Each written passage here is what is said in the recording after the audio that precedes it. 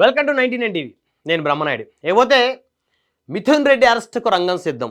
అవును, వైఎస్ఆర్ కాంగ్రెస్ పార్టీ నాయకుడు, వైఎస్ఆర్ కాంగ్రెస్ పార్టీకి చెందినటువంటి రాజంపేట పార్లమెంట్ ఎంపీగా ఉన్నటువంటి మిథున్ రెడ్డి గారి అరెస్టుకు రంగం సిద్ధమైంది. ఇప్పటికే లిక్కర్ కేసుకు సంబంధించి అనేక వివాదాలు ఎదుర్కొంటా ఉన్నారు, అనేక చిక్కుల్లో ఉన్నారు మిథున్ రెడ్డి గారు. అయితే ఆయన ముందస్తు బెయిల్ పిటిషన్ కూడా హైకోర్టు కొట్టివేసింది. అంటే మిథున్ రెడ్డి అరెస్టుకు రంగం సిద్ధమైంది. లిక్కర్ కేసులో మిథున్ రెడ్డి లోపలికి వెళ్తే ఇక ఆ బిగ్ బాస్ ఎవరో తేలనుంది. సో మిథున్ రెడ్డి అరెస్టుకు సంబంధించి అసలు ఏం జరుగుతుందో, ఏం జరగబోతుందని చెప్పేసి మనతో మాట్లాడేందుకు సీనియర్ అడ్వకేట్ ముప్పాల సుబ్బారావు గారు ఉన్నారు. ఒకసారి వారితో మాట్లాడదాం.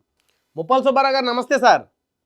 నమస్తే సార్, ఇప్పుడు మిథున్ రెడ్డి గారి అరెస్టుకు రంగం సిద్ధమైంది అనేటువంటి చర్చ రాష్ట్ర వ్యాప్తంగా జరుగుతుంది. అదేవిధంగా ఆయన ముందస్తు బెయిల్ పిటిషన్ కూడా హైకోర్టు కొట్టివేసింది అంటున్నారు. అయితే ఏం జరగబోతుంది సార్? ఇప్పుడు ఈయన అరెస్ట్ అయితే బిగ్ బాస్ ఎవరో తేలనుందని చెప్పేసి రాష్ట్ర రాజకీయాలన్నీ కూడా ఒక్కసారిగా ఈ అంశం మీద ఇప్పుడు చర్చకు వచ్చాయి. ఇప్పుడు మద్యం కేసులో రోజు రోజు సిట్టు విచారణ అనంతరం చాలా కుంభకోణాలు, చాలా కొత్త విషయాలు ఈ రోజున వస్తున్నాయి. దాదాపుగా సిట్టు 200 మందికి పైగా సాక్షులను విచారించింది. అనేక మంది మద్యం ప్రొడ్యూస్ చేసినటువంటి, తయారు చేసినటువంటి తయారీదారులను కూడా మేజిస్ట్రేట్ ముందు పెట్టి సాక్ష్యాల వాంగ్మూలాలు నమోదు చేసింది.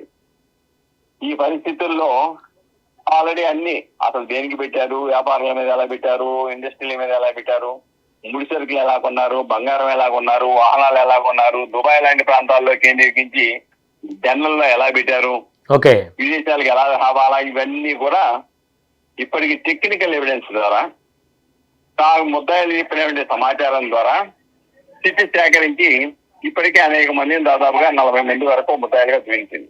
అవును, ఈ రోజున మిథున్ రెడ్డి గతంలో కూడా ఆంధ్రప్రదేశ్ హైకోర్టు నుంచి వెళ్ళటం, వాళ్ళేమో అప్పటికే ఆయన మీద ఏమి నిరూపణ కాలేదని చెప్పడం చేశారు.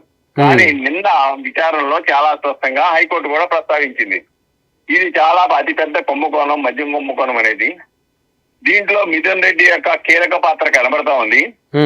ఇటువంటి వాటిలో బెయిల్ ఇవ్వడం సరికాదు అంటే విచారణ సంస్థలు కూడా ఈయన్ని అరెస్ట్ చేసి కస్టడీకి తీసుకొని విచారించవలసిన అవసరం ఉంది. ఈయన దగ్గర నుంచి చాలా సమాచారం అవసరం ఉంది. ఈయన కీలకమైన వ్యక్తిగా మద్యం షాపుల్ని షాపుల నుంచి ఏ విధంగా వసూలు చేయాలి, ఏ పర్సంటేజ్ లో వసూలు చేయాలి, వసూలు చేసిన సొమ్ముని బిగ్ బాస్ దగ్గరికి ఏ విధంగా తీసుకురావాలి, వీటన్నిటికి కూడా రూపకల్పన మిథున్ రెడ్డి అని చెప్పేసి ఆర్గ్యుమెంట్ లో చెప్పారు. ఓకే, కాబట్టి ఇవన్నీ ప్రాతిపదికగా తీసుకొని సుప్రీంకోర్టు ఇచ్చే తీర్పులు కూడా, సుప్రీంకోర్టు కూడా చాలా స్పష్టంగా జగన్మోహన్ రెడ్డి ఆర్థిక నేరాలకు సంబంధించిన కేసుల్లోనే చెప్పింది. ఆర్థిక నేరాలు అనేవి సమాజం మీద ప్రభావం పడుద్ది. అటువంటి ఆర్థిక ఉగ్రవాదం ఏదైతే ఉందో, ఆర్థిక నేరగాళ్ళు ఎవరైతే ఉన్నారో వారి పట్ల కఠినంగా వ్యవహరించాలి, ఇది సమాజానికి నష్టం చేకూడదు అని చెప్పారు. దాని ప్రాతిపదికగానే ఈ యొక్క దేశ చరిత్రలోనే అత్యధిక అవినీతి కుంభకోణంగా చెప్పబడుతున్నటువంటి ఈ మద్యం కుంభకోణం, దాంట్లో ఈయన ముద్దాయిగా ఉన్నాడు. కాబట్టి ఈయన విచారించాలని చెప్పారు. బెయిల్ డిస్మిస్ చేశారు. వెంటనే సిట్ కూడా బెయిల్ డిస్మిస్ చేసిన వెంటనే లుకౌట్ నోటీసులు ఇచ్చింది. ఈయన విదేశాలకు పారిపోకుండా ఈ రోజున ఆయన్ని పరిశీలించేసి, ఈ రోజున ఆయన అరెస్ట్ చేసి డెఫినెట్ గా కోర్టుకు హాజరుపరుస్తారు, పోలీసు కస్టడీకి తీసుకుంటారు. ఆయన నోటి నుంచి చాలా విషయాలు రాబట్టడానికి అవకాశాలు ఉన్నాయి. ఏదేమైనప్పుడు కూడాను అంతిమ లబ్ధిదారుడు ఎవరైతే ఉన్నారో అది తాడేపల్లి తలుపులు దాటడానికి సిద్ధంగా ఉందనేది వాస్తవం. అంటే సార్, ఇప్పుడు మిథున్ రెడ్డి గారు ఈ లిక్కర్ కుంభకోణానికి సంబంధించి ఎన్ని వేల కోట్ల రూపాయలు వారు అర్జించారు అనుకోవచ్చు సార్? ఇప్పుడు ఒకటండి, దీంట్లో అందరూ పంచుకున్నారు. ఓకే, కేసిరెడ్డి హైదరాబాద్ లో 90 ఎకరాలు కొన్నాడు, 60 ఎకరాలు అమ్మాడు, ఇంకా 30 ఎకరాలు ఆయన పేరు మీద ఉంది. అలాగే దిల్సుఖ్ నగర్ లోనే ఎక్కడో దాదాపుగా 328 చదరపు గజాలు ప్లాట్లు కొన్నాడు. ఎవడు వాటా వాడు తీసుకొని కింద నుంచి పై వరకు ఆస్తులు సంపాదించారు. ప్రజల రక్తాన్ని పీల్చారు. ప్రజల యొక్క రక్తాన్ని పీల్చడమే కాదు, ప్రజల ఆరోగ్యాన్ని, ప్రజల ప్రాణాలకు ముప్పు వాటిల్నా మా అక్రమార్జన మాకు రావాలని పట్టుదలతో సంపాదించారు. ఏదైతే బ్రాండ్లు, పాపులర్ బ్రాండ్లు ఏదైతే ఉన్నాయో వాటిని రాకుండా చేసి ఇక్కడ డూప్లికేట్ బాండ్లు పెట్టేసి దాని రేట్లు పెంచేసి ఏం చెప్పారు, రేట్లు పెంచేసి మద్యాన్ని నిరోధించడానికి రేట్లు పెంచడమే పరిష్కార మార్గం అని చెప్పారు. రేట్లు పెంచడం కాదు పరిష్కారం, ఆ మద్యం మాన్పించడానికి కాదు.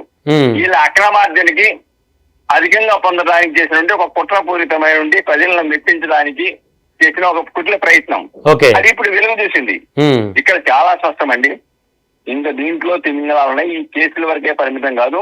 వాళ్ళ ఆస్తులు కూడా ఇప్పటికే దాదాపుగా 60 కోట్ల చిల్లర. మొన్న ఏసీబీ కోర్టు కూడా చాలా స్పష్టంగా 32 కోట్ల రూపాయలు ఎంతో జప్తు చేయడానికి ఆదేశాలు ఇచ్చింది. అంతకుముందు 30 కోట్ల రూపాయలు జప్తు చేశారు. ఇప్పుడేమో ఈ కెసిరెడ్డికి సంబంధించినటువంటి ఈ 30 ఎకరాలు అలాగే ఆ ప్లాట్లు అవి జప్తు చేయడానికి కావాల్సిన చర్యలు చేపడతా ఉంది.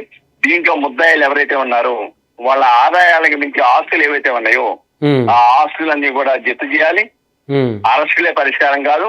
ఈ అక్రమార్జంలో ఏ విధంగా సంపాదించారు, వాళ్ళ యొక్క ఆదాయానికి మించి ఆస్తులు ఎలాగా ఉన్నాయి, ఈ మొత్తం కూడా వాటన్నింటిని జప్తు చేస్తే తప్ప ఇటువంటి ఆర్థిక ఉగ్రవాదంలో భాగస్వాములైన వ్యక్తుల యొక్క చర్యలను అరికట్టడం సాధ్యం అవుద్ది. ఇంకా ముందు కూడా ఎవరు అటువంటి ఉగ్రవాద చర్యలకు పాల్పడకుండా ఆర్థిక నేరాలకు పాల్పడకుండా ఉండడానికి అవకాశం ఉంటుంది. ఈ కేసు పెట్టడమే కాదు, ఈ కేసుని తత్వర విచారణ జరిగేందుకు కావాల్సిన చర్యలు చేపట్టి ప్రత్యేకమైన కోర్టులు పెట్టి విచారించాలి. విచారించి దానిలో ఎవరైతే భాగస్వాములు ఉన్నారో, ఎవరైతే నేరగాళ్లు ఉన్నారో, ఎవరైతే ఆర్థిక నేరానికి పాల్పడ్డారో వాళ్ళందరికీ శిక్షలు వేస్తే తప్ప ఇటువంటి ఉగ్రవాదాన్ని ఆపు చేయడం. ఇప్పుడు సుబ్బారావు గారు ఒక విషయం, ఇప్పుడు ప్రధానంగా చూస్తే ఈయన ముందస్తు బెయిల్ పిటిషన్లు కూడా కోర్టులు కొట్టేసాయి. అంటే ఇంకా ఈయన అరెస్ట్ కు రంగం సిద్ధమైందని మనం ఖచ్చితంగా కన్ఫర్మ్ చేసుకోవచ్చా సార్? అందులో సమస్య లేదండి. ఆల్రెడీ చిట్టు వాదనలో హైకోర్టులో ఈయన ప్రధాన భూమిక పోషించాడు అని ఈయన A4 గా పెట్టారు. ఓకే, కేసిరెడ్డి A1 అయితే ఈయన A4 మిథున్ రెడ్డి. కాబట్టి ఇప్పుడు అన్ని ఆధారాలు సేకరించిన తర్వాత గతంలో ఇంకా మేము విచారణ చేస్తున్నాం అని చెప్పింది సిట్టు. కానీ నిన్న హైకోర్టులో చెప్పిన దాంట్లో అలాంటిది కాదు. ఆల్రెడీ మేము ఆధారాలు సేకరించాము, ఈయన పాత్ర నిర్ధారణ అయింది, ప్రధాన కీలక పాత్ర పోషించిన వ్యక్తి మిథున్ రెడ్డి, ఈయనకి మద్యం శాఖతో సంబంధం లేకపోయినా ఈయన ఒక ఎంపీగా ఉన్నప్పటికీ అనవసరంగా దీంట్లో జోక్యం చేసి మొత్తాన్ని ఒక కంట్రోల్ లో తీసుకొచ్చేసి బిగ్ బాస్ దగ్గరికి ఈ అక్రమార్జనని మద్యంలో అక్రమ వ్యాపారాన్ని చేర్చడానికి కావాల్సిన ప్రయత్నం చేయడంలో ఈయన ప్రముఖ కీలక పాత్ర పోషించాడని చెప్పేసి. సార్ ఇప్పుడు ఎంపీగా ఉన్నాడు కదా సార్ ఆయన? అవునండి. మరి ఎంపీగా ఉన్నప్పుడు మరి ఆయన అరెస్ట్ చేస్తే ఇప్పుడు ఎంపీ పదవి కూడా ఈయన రాజీనామా చేయాల్సి వస్తుందా, లేకపోతే ఒకవేళ శిక్ష పడితే ఈ కేసులో రాజీనామా చేయాల్సిన పరిస్థితి వస్తుంది దానికి? కామన్ గా నేర ఆరోపణలు మాత్రమే జరిగినట్టు, ప్రాథమిక సాక్ష్యాధారాలు లభించినట్టు. ఓకే, కానీ ప్రజా ప్రాతినిధ్య చట్ట ప్రకారం సెక్షన్ 8 ప్రకారం చాలా స్పష్టంగా ఆయనకి కన్విక్షన్ పడిన తర్వాత మాత్రమే వాళ్ళని ఎన్నికల్లో పోటీ చేయడానికి ఆ శిక్షణ వేసిన తేదీ నుంచి శిక్షకి వెళ్ళిన దగ్గర నుంచి 6 సంవత్సరాల లోపు వాళ్ళు ఎన్నికల్లో పోటీ చేయడానికి అనర్హులుగా నిర్ధారిస్తారు. ఓకే, కాబట్టి ఇప్పుడు దానికి ప్రాబ్లం ఉండదు. ఓకే, కానీ శిక్ష పడిన తర్వాత అనర్హత వేటు పడుతుంది. అంటే శిక్ష పడే పరిస్థితి ఉందా సార్ ఈ కేసులో? సమస్య లేదండి. దీంట్లో ముద్దాయిలు తప్పించుకునే అవకాశాలు లేవు. అన్ని కూడా సిట్టు దగ్గర టెక్నికల్ ఎవిడెన్స్, అలాగే డాక్యుమెంటరీ ఎవిడెన్స్, అలాగనే కంప్యూటర్ లో హార్డ్ డిస్క్ లో కూడా మాయం చేసిన వాటిని కూడా దాన్ని రికవరీ చేసి ఈ రోజున వాస్తవాలను చిట్టు రాబట్టింది. ఆ వాస్తవాలు ఉన్నాయి కాబట్టి ఈ రోజున కేంద్ర ప్రభుత్వంలో ఉన్నటువంటి విచారణ సంస్థ ఈడీ ఎంటర్ అయింది. ఈడీ కూడా దీంట్లో కుంభకోణం జరిగింది, దీంట్లో మనీ లాండరింగ్ జరిగింది అని చెప్పేసి సిట్టు దగ్గర సమాచారం తీసుకుని వాళ్ళ వైపు నుంచి వాళ్ళు కూడా విచారణ జరిపి తగు చర్యల కోసం ప్రయత్నం చేస్తా ఉన్నారు. దీంట్లో బుక్ అయినటువంటి దీంట్లో పాత్రదారులు, సూత్రధారులు, అంతిమ లబ్ధిదారులు ఎవరు కూడా తప్పించుకునే అవకాశాలే లేవు.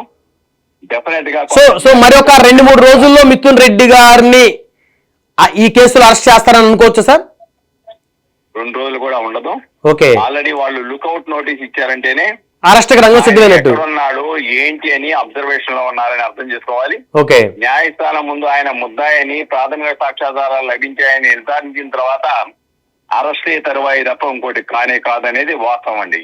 రైట్. కాబట్టి డెఫినెట్ గా అరెస్ట్ చేస్తారు, కోర్టుకు ప్రొడ్యూస్ చేస్తారు. కోర్టుకు ప్రొడ్యూస్ చేసిన తర్వాత పోలీసు కస్టడీకి ఇవ్వాలని పిటిషన్ కోర్టులో వేస్తారు. పోలీసు కస్టడీకి తీసుకుంటారు, ఆయన్ని విచారిస్తారు.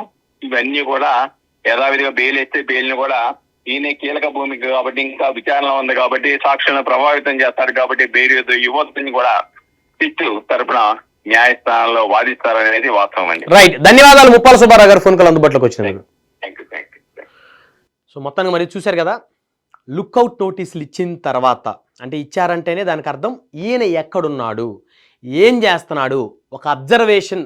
మరి చట్టాలు ఈయన మీద న్యాయస్థానాలు ఒక అబ్జర్వేషన్ చేస్తున్నాయి, పోలీసులు కూడా అబ్జర్వేషన్ చేస్తున్నారు.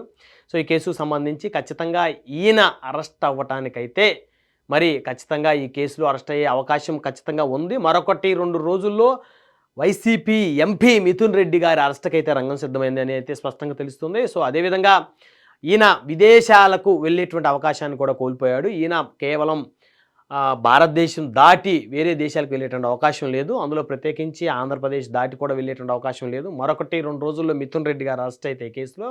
సో ఈ లిక్కర్ కేసుకు సంబంధించి చివరికి మిథున్ రెడ్డి తర్వాత తాడేపల్లి ప్యాలెస్ని ఈ యొక్క అరెస్టుల పర్వం తాకేటువంటి పరిస్థితి స్పష్టంగా కనపడుతుంది. అన్ని వేళ్ళు కూడా జగన్మోహన్ రెడ్డి గారి వైపే కనపడతా ఉన్నాయి. ఎందుకంటే అంతిమ లబ్ధిదారుడు ఎవరు అని చెప్పేసి ఈ కేసు సంబంధించి విచారణ అయితే చాలా వేగవంతంగా జరుగుతుంది. ఒకవేళ మిథున్ రెడ్డి గారిని కూడా విచారించి ఆయన్ని రిమాండ్లో తీసుకొని విచారణలో కనుక తీసుకుంటే జగన్మోహన్ రెడ్డి గారి ప్రస్తావన, జగన్మోహన్ రెడ్డి గారి పాత్ర దీంట్లో ఏ మేరకు ఉందనేటువంటి అంశాలు మిథున్ రెడ్డి గారి ద్వారా రాబడితే ఖచ్చితంగా జగన్మోహన్ రెడ్డి గారిని కూడా ఈ లిక్కర్ కేసుకు సంబంధించి ఆంధ్రప్రదేశ్ ప్రభుత్వం అరెస్ట్ చేస్తుందని అయితే ఖచ్చితంగా చెప్పొచ్చు.